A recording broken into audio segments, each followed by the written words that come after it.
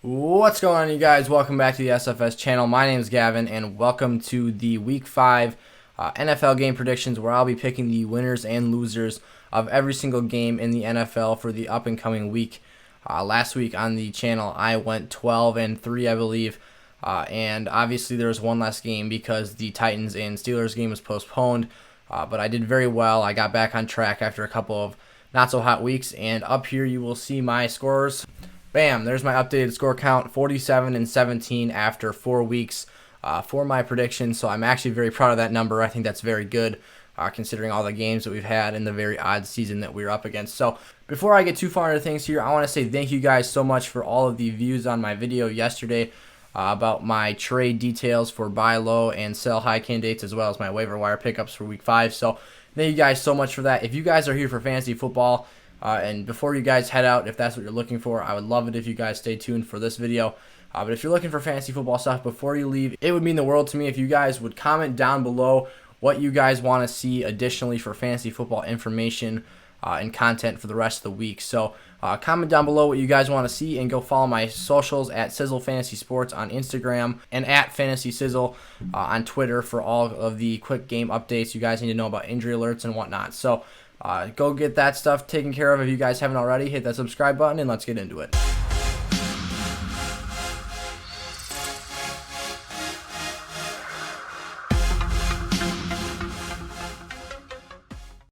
All right, so now for my game picks. Thursday Night Football, we've got the Tampa Bay Buccaneers taking on the Chicago Bears. The Bears, I've been saying this for 3 weeks. I've been picking against them. They're frauds. They did not deserve to be undefeated, and they lost 19-11 in a brutal game against the Colts. It's really boring to watch. Obviously, I'm taking Tampa Bay here. I'll take them by more than a score. I think I've got my score at 27-17. Tom Brady and the Pats are going to roll Chicago in this one. Next up, we've got Carolina traveling to Atlanta to take on the Falcons, and I really want to pick Atlanta. I really want to give them their first win on the season, but I just can't do it. Matt Ryan in that offense, they have talent all over the field, but Julio Jones is banged up. He's been struggling this season, and that secondary is just decimated. They're missing guys all over the field, and it's not even their fault. You can't help injuries. They just happen.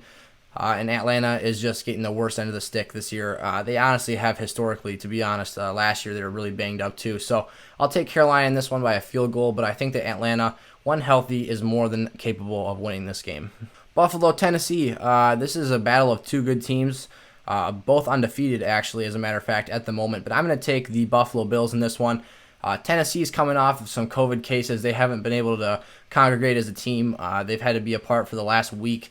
So it's not even like they got a bye week. Sure, they got some players healthy, but they really weren't able to be in person, repping drills and whatnot, because they had a lot of sick players. So I'm going to take the Bills in this one due to they are fresh off a hot win. The Bills are also, they've got momentum on their side, and Tennessee has been in a bit of a lull, and they are facing a lot of adversity this week. Even though they're going to be at home, the coronavirus certainly interfered with their season plans so far. Then after that, we've got Vegas traveling to KC to play the Chiefs. Chiefs are going to win this one. Vegas is a very solid football team this year. They're better than they have been in the last few years, but I'm still going to take Kansas City in this game. Chiefs will win this one 27-20. After that, we've got Denver traveling to New England to play the Patriots, and plain and simple, the Pats are just going to win this game, I think, whether Drew Lock plays or not. The Pats defense played an inspiring game against the Chiefs, absolutely shut Pat Mahomes down. I know Bill Belichick's coming off a short week, and the Broncos had that Thursday night extra half a week or so to prepare for this game, but Brett Rippon is just not going to win this game. If Drew Lock plays, he's probably going to be rusty. He's not going to be fresh, and the Pats should have their way in this one. Along with the banged-up defense of the Broncos, I think that the Pats have every opportunity to take this game, and I'll take the Pats 26-18. Quick side note, I just want to mention for those of you guys who are new to the channel here in the last couple days here, that score at the top of my screen does not include the record based off of the scores I give as predictions. I just toss the scores out there for fun. It's the win or the loss that I really count as the record changer. So just thought I'd let you guys know that before I move on. All right, Cardinals-Jets. The Cardinals are just the better football team here. The Jets are a hot mess. There's really no analysis that goes into this one. 30-20 Cardinals. Kyler Murray, they got the better quarterback. They're pretty much better at every position on the field. It's it's just going to be a wash. Arizona's taking this one over the Jets. Philadelphia Eagles traveling to Pittsburgh to play the Steelers, and I think this one could get ugly for Philly. I really want Philly to win this game. I like the Eagles. I like their culture. They just get decimated by injuries, but I think that the Steelers are, from a defensive perspective, their defensive line is going to put a lot of heat on Carson Wentz. They're not going to be able to run the football with Miles Sanders, which is what they're best at right now. And the Pittsburgh offense is going to tear apart that Philly defense. I think Philly has a chance to keep it within a score, so I'll take the Steelers 27-21. But Pittsburgh is going to find a way to win this game because of the deficiencies all over the field for Philly. LA Rams traveling to Washington. I'll take the Rams in this one. They've got too much star power on defense just between Jalen Ramsey and Aaron Donald to be overcome by Dwayne Haskins and Terry McLaurin on that Washington football team offense. I just think that the Rams are too well coached. They have too many good players. The Washington football team is certainly not as bad as people think they are. They're an ascending team. They're obviously in rebuild mode right now, but they are getting better. They're young, and they're developing. They're just not ready to beat a team like the Rams. Cincinnati traveling to Baltimore. I think Joe Burrow's going to struggle in this game. He's playing that hot Ravens defense. Obviously, they had a bit of a rough night against the Chiefs, but I think that Lamar Jackson is just going to be too much for the Bengals defense to handle, and ultimately, the secondary combined with the front seven of the Ravens defense is going to throw Joe Burrow for fits. I'll take Baltimore by over a score, 35-26. Next up, this game is really interesting to me, actually, and it's a game that is probably going to be two non-playoff teams. It's the Jags traveling to Houston to play the Texans, and I think that Deshaun Watson could honestly lose this game, but I'm going to take the Texans in this one, 34-31. I think that Houston is going to be ignited with some confidence after the firing of Bill O'Brien. They're finally going to feel free again and like they can just play for themselves. I think that Bill O'Brien was really, really toxic for that team. I think that the guys were just not, they didn't believe in him. He's been out of the players' minds for years now. They don't respect him. Now that he's gone, I think that Houston can finally take the next step forward. They need to be a better organization. But I also think that their defense is struggling.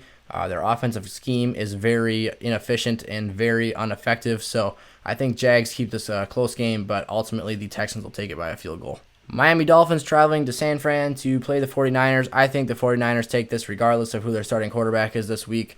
I think they're just the better team than the Miami Dolphins at this point, and they might get Raheem Mostert back. That's a huge bonus for that run game. They can get things going and control the time of possession again, so I think that the 49ers take this regardless of any other factors or variables in this game, and the 49ers will take it by a touchdown. Quick thing to note, though, is that Miami defense has actually been playing somewhat solid, so they might keep it close, but I don't see them picking up the win on the road. The Colts traveling to play the Browns. The Browns are hot right now. I'll take Cleveland by 4, 28-24. Cleveland just put up 49 on the Dallas Cowboys. Obviously, the Colts defense is a little bit more sound, even though they probably don't have the star power that the Cowboys have on that front. But I think that their defensive scheme is far better. They don't get into shootouts. They play safe. They run the ball. I think the Colts are a very good team, but I think the Browns are finally well coached, and I want to believe in that team. So I'll take the Browns in this one. New York Giants traveling to Dallas to play the Cowboys. I think that the Cowboys get a bounce-back win in this one. They're going to struggle, but ultimately the offensive inefficiencies of the New York Giants is what's going to be the story of this game. I think that Daniel Jones will struggle offensively.